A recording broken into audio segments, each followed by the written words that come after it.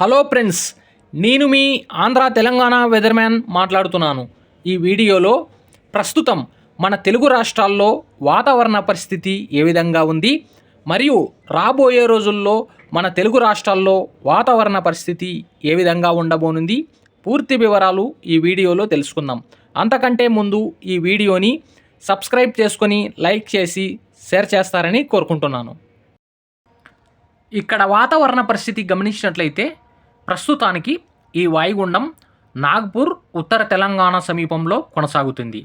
ఈ వాయుగుండం వచ్చే 24 గంటల్లో మనకు విదర్భ నుంచి మహారాష్ట్ర ప్రాంతంలోకి వెళ్ళే అవకాశాలు కనిపిస్తున్నాయి. దీని ప్రభావంతో మనకు సెప్టెంబర్ 28, 29 అంటే 28 వరకు ఈ వర్షాలు తెలంగాణలో కొనసాగే అవకాశాలు కనిపిస్తున్నాయి. ఆ తర్వాత 28 రాత్రి నుంచి మనకు తెలంగాణలో కూడా పూర్తిగా వర్షాలు తగ్గుముఖం పట్టే అవకాశాలు కనిపిస్తున్నాయి. మనకు గత 48 గంటలు చూసుకుంటే మనకు ఉత్తర రాయలసీమ జిల్లాల్లో అక్కడక్కడ వర్షాలు నమోదయ్యాయి. మరియు మధ్య కోస్తాంధ్ర జిల్లాలు, ఉత్తర కోస్తాంధ్ర జిల్లాల్లో కూడా అక్కడక్కడ వర్షాలు నమోదయ్యాయి.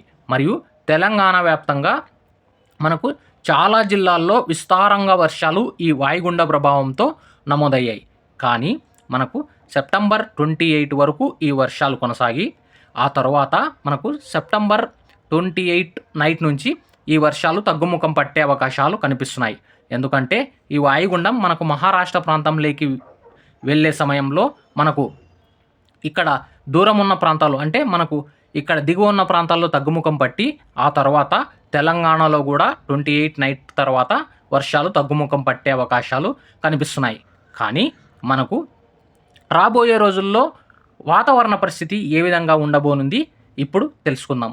ఇక్కడ మనకు ఈ వాయుగుండం మనకు పశ్చిమ వైపు కదిలి మహారాష్ట్ర ప్రాంతంలోకి వెళ్ళిన తర్వాత మనకు వర్షాలు తగ్గుముఖం పట్టే అవకాశాలు మన తెలుగు రాష్ట్రాల్లో కనిపిస్తుంది.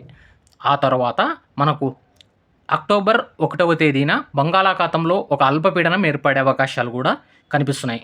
కానీ ఆ అల్పపీడనం మనకు ఉత్తర వైపు కదిలే అవకాశాలు కనిపిస్తున్నాయి. అంటే మనకు పెద్దగా ప్రభావం తెలుగు రాష్ట్రాల్లో ఎక్కడా కనిపించట్లేదు. ఓన్లీ మనకు ఉత్తర కోస్తాంధ్ర జిల్లాలు, మనకు ఉత్తర తెలంగాణ జిల్లాల్లో ప్రభావం చూపే అవకాశాలు మనకు అక్టోబర్ 1వ తారీఖున ఏర్పడే అల్పపీడన ప్రభావంతో వర్షాలు నమోదయ్యే అవకాశాలు కనిపిస్తున్నాయి. కానీ మనకు ప్రస్తుతానికి ఈరోజు అక్టోబర్ 27 అంటే 27వ తేదీ, 28వ తేదీ దాకా మనకు పశ్చిమ తెలంగాణ జిల్లాల్లో వర్షాలు నమోదయ్యే అవకాశాలు కనిపిస్తుంది. కానీ మనకు 28 తర్వాత వర్షాలు పూర్తిగా తగ్గుముఖం పట్టి మరియు అక్టోబర్ 1వ తేదీన ఒక అల్పపీడనం ఏర్పడి ఆ అల్పపీడనం ఉత్తర వైపు కదిలే అవకాశాలు కనిపిస్తున్నాయి. అంటే ఉత్తర వాయువు దిశగా లేదా ఉత్తర వైపుగా కదిలి అది పశ్చిమ బెంగాల్ వైపు వెళ్ళే అవకాశాలు కనిపిస్తున్నాయి. ఆ అల్పపీడనం మనకు తెలుగు రాష్ట్రాలపై పెద్దగా ఎఫెక్ట్ ఉండదు. ఎందుకంటే మనకు అది పైన ఏర్పడి ఉత్తర వైపు కదులుతుంది కాబట్టి ఆ అల్పపీడన ప్రభావంతో మన తెలుగు రాష్ట్రాల్లో వర్షాలు తక్కువగా నమోదయ్యే అవకాశాలు కనిపిస్తున్నాయి.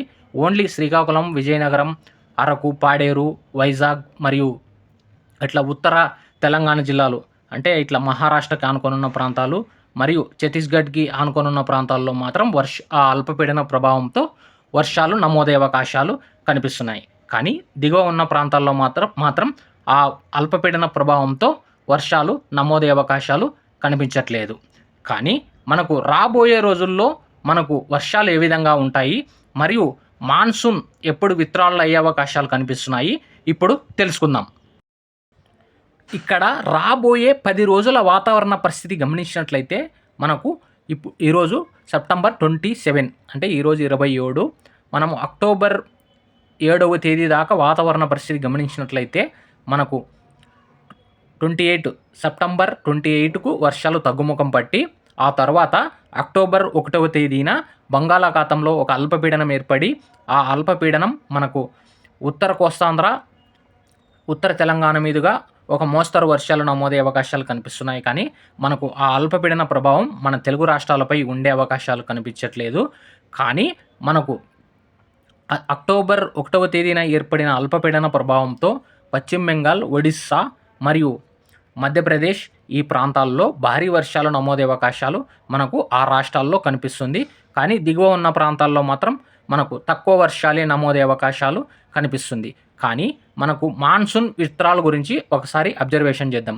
ఎందుకంటే మాన్సూన్ ఎప్పుడు విత్రాలు అవుతుంది, మనకు విత్రాలు స్టార్ట్ అయిందా ఒకసారి పరిశీలిద్దాం. ఇక్కడ ఉత్తర వాయువు భారతదేశం నుంచి మనకు మాన్సూన్ అనేది మనకు ముగింపు అంటే నిష్క్రమణ స్టార్ట్ అయింది. ఫస్ట్ మనకు ఉత్తర వాయువు భారతదేశం నుంచి మనకు ఈ మాన్సూన్ అనేది విత్రాలు అయ్యే అవకాశాలు కనిపిస్తున్నాయి. అంటే ఆల్రెడీ మనకు రాజస్థాన్ పైన ఉన్న ప్రాంతాలు మరియు పాకిస్తాన్కి ఆనుకొని ఉన్న ప్రాంతాల్లో మనకు భారతదేశ ప్రాంతాల్లో అప్పుడే మాన్సూన్ విత్రాలు స్టార్ట్ అయ్యింది. ఇది మెల్లమెల్లగా మనకు అక్టోబర్ 15, 20 ఈ మధ్యలో మన తెలుగు రాష్ట్రాల్లో కూడా మాన్సూన్ విత్రాలు అయ్యే అవకాశాలు కూడా కనిపిస్తున్నాయి. నేను వచ్చే ఒక 4 నుంచి 5 రోజుల తర్వాత మనకు ఏ డేట్ల మధ్య మనకు ఈ మాన్సూన్ విత్రాలు కరెక్ట్గా అయ్యే అవకాశాలు కనిపిస్తుంది. ఫస్ట్ మనకు ఆంధ్ర తెలంగాణ చూసుకుంటే మనకు పైనున్న రాష్ట్రాల్లో ఫస్ట్ మాన్సూన్ విత్రాలు అవుతుంది. ఆ తర్వాత మన ఉత్తర తెలంగాణ, మధ్య తెలంగాణ మీద నుంచి కింద మనకు ఆంధ్రప్రదేశ్ మీదుగా వచ్చి ఈ మాన్సూన్ అనేది విత్రాలు అయ్యే అవకాశాలు కనిపిస్తుంది. కానీ మనకు నార్త్ ఈస్ట్ మాన్సూన్ ఎప్పుడు వచ్చే అవకాశాలు కనిపిస్తున్నాయి అంటే ఈశాన్య ఋతుపవనాలు మనకు తెలుగు రాష్ట్రాలపై ఎప్పుడు వచ్చే అవకాశాలు కనిపిస్తున్నాయి. అది కూడా ఒకసారి పరిశీలిస్తే మనకు అక్టోబర్ 25 నుంచి 30 మధ్యలో ఈశాన్య ఋతుపవనాలు కూడా మనకు తమిళనాడు ప్రాంతాలకి మరియు దక్షిణ కోస్తాంధ్ర ప్రాంతాలకి వచ్చే అవకాశాలు కూడా కనిపిస్తున్నాయి.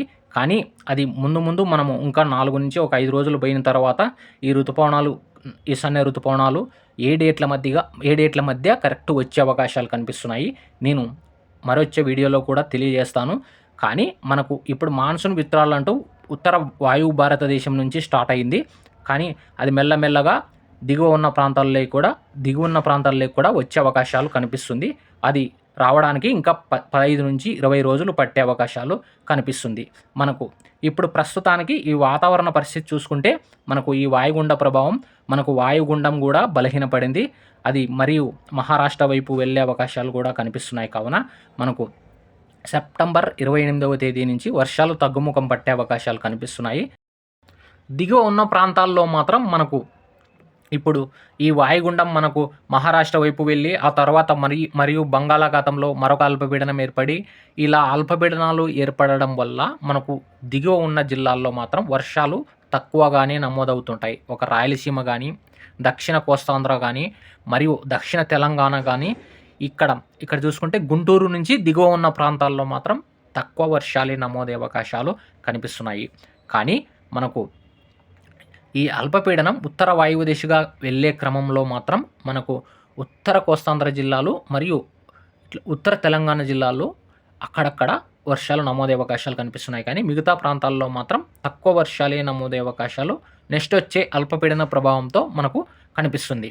కానీ ఈ వాయుగుండ ప్రభావంతో మనకు గత 48 గంటల్లో చూసుకుంటే ఒక హైదరాబాద్ కానీ, మేడ్చల్ కానీ, వికారాబాద్ కానీ, సంగారెడ్డి మరియు దక్షిణ తెలంగాణ జిల్లాలు, ఉత్తర రాయలసీమ జిల్లాల్లో అక్కడక్కడ వర్షాలు నమోదయ్యాయి.